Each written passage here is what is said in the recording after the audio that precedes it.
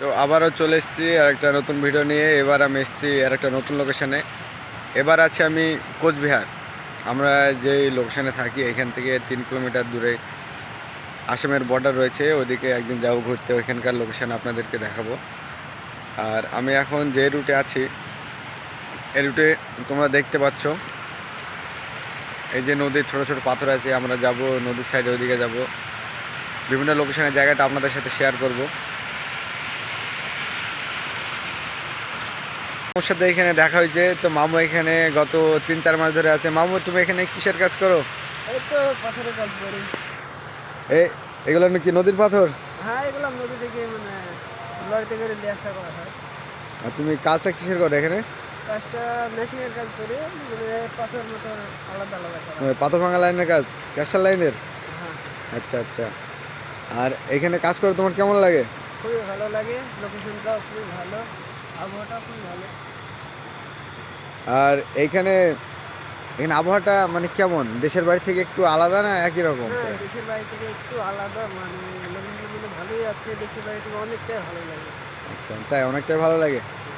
আচ্ছা, তো মামু বলো, তোমার এইখানে কাজ করতে তোমার কোনো অসুবিধা হয়? না না, অসুবিধা হয় না, খুবই ভালো লাগে।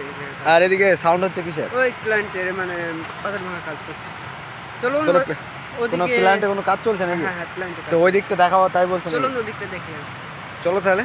আশা করি তোমাদের কোনো সাউন্ড শুনতে অসুবিধা হবে না, মুখের ভাষাটা শুনতে পাবে, ও অক্সিজেন আওয়াজ হবে, তাই অসুবিধা নেই। চলুন ওদিকে ঘুরে আসি। তো চলো ওইদিকে একটু যাওয়া যাক। মামু বলছে আমাদের একটা নতুন লোকেশন দেখাবে। মামু এখানে যাবো তো অনেক 3-4 মাস ধরে আছে, তো এখানকার লোকেশনগুলো দেখাবে মামু ঘুরে ঘুরে। ওদিকে বড় বড় পাথর আছে, পাথরগুলো দেখাবো, কিভাবে মেশিনে পাথর ভাঙিয়ে এগুলো দেখাবো। আর ওই যে দূরে একটা দেখা যাচ্ছে, এটা কি পাথরের কি ছোট ছোট নুড়ি পাথর এগুলো নাকি? হ্যাঁ, এগুলো থেকে পাথর আলাদা। এগুলো ভাঙা হয়, যে এই যে দেখা যাচ্ছে যে পাথরগুলো, এগুলো ভাঙা হয়। এগুলো থেকে বালি মালি, মানে যে জোড়া ইটের গাঁথনি জোড়া মোড়াগুলো করে, সেগুলো এখান থেকে বালি মালিগুলো আলাদা করা হয়। মানে এখান থেকে যে যা পাথর আছে বড়গুলো ভেঙে ছোট করে, আর যে এটা থেকে বালি বার হয়। বালিগুলো দেখছো, ওগুলো বালি বার হয়। আচ্ছা আচ্ছা। আর ওইদিকে যে দেখতে পাচ্ছ এটা রোড আছে, সামনে আছে নদী, আমরা যাব একটু ওইদিকে পরে। তার আগে এইদিকে দেখো, এদিকে আমরা নদী থেকে যেসব সমস্ত নুড়ি বালি পাথর, বড় সাইজের ছোটো সাইজের পাথরগুলো আমরা এনে এদিকে স্টক করে রাখি। এদিকে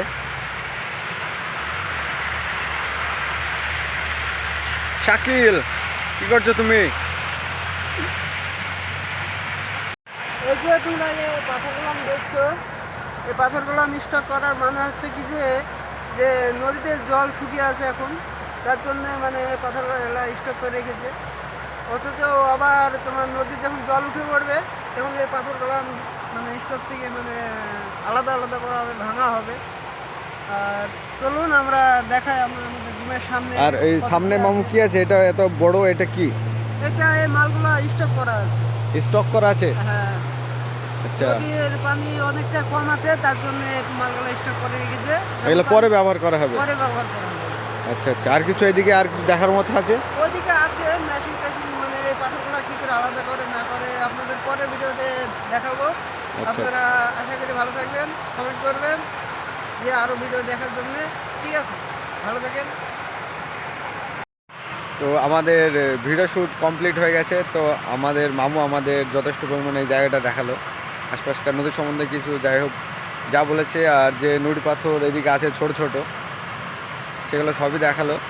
তো অবশ্যই আমাদের চ্যানেলটিকে সাবস্ক্রাইব করবেন আমাদের ভিডিওটি ভালো লাগলে। আপনারা কি করেন?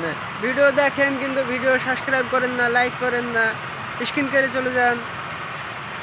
তো ভালো থাকবেন, সুস্থ থাকবেন। আমরা আছি এখন কোচবিহার। তো কোচবিহার টু আসাম এই লোকেশনের বিভিন্ন রকম ভিডিও আপনাদের সাথে শেয়ার করব। আমরা যাব একদিন আসাম বর্ডার ঘুরতে, সেই ভিডিও আপনাদেরকে দেখাবো। আপনারা তাড়াতাড়ি লাইক কমেন্ট সাবস্ক্রাইব করলেন, তারপরে তো এই সব ভিডিও দেখতে পাবেন, তাই তো নাকি? করেন তাড়াতাড়ি লাইক কমেন্ট করেন। ঠিক আছে, তো দেখা হচ্ছে আর একটা নতুন ভিডিও নিয়ে। ভালো থাকবেন আপনারা সবাই। হ্যাঁ, আশা করি আপনারা আমাদের ভিডিওগুলো পুরোটা দেখবেন। ঠিক আছে। আর এই যে আমাদের দেখছেন টাকলা, এর সব সময় টাকলা বুদ্ধি, এর ভিডিও ধরাইছে।